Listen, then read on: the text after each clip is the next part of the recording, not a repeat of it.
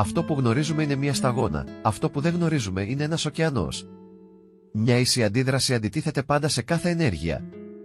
Χτίζουμε πάρα πολλούς τοίχους και όχι αρκετές γέφυρες. Η βαρύτητα εξηγεί τις κινήσεις των πλανητών, αλλά δεν μπορεί να εξηγήσει ποιος θέτει τους πλανήτες σε κίνηση.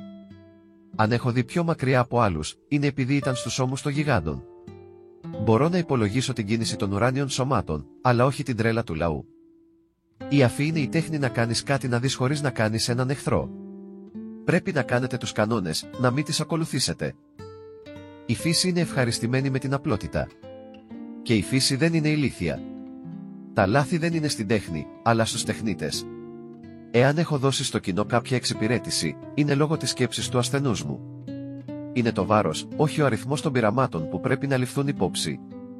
Ένας άνθρωπος μπορεί να φανταστεί τα πράγματα που είναι ψεύτικα, αλλά μπορεί μόνο να καταλάβει πράγματα που είναι αληθινά. Ζήστε τη ζωή σας ως θαυμαστικό αντί για μια εξήγηση. Η ενότητα είναι ποικιλία και η ποικιλία στην ενότητα είναι ο υπέρτατος νόμος του σύμπαντος.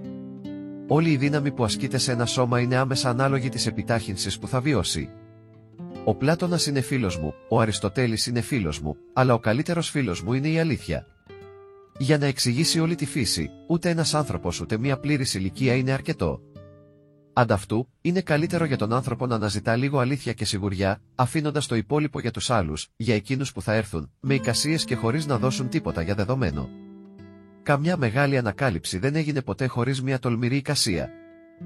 Η φύση είναι πραγματικά συνεπής και άνετη με τον εαυτό της.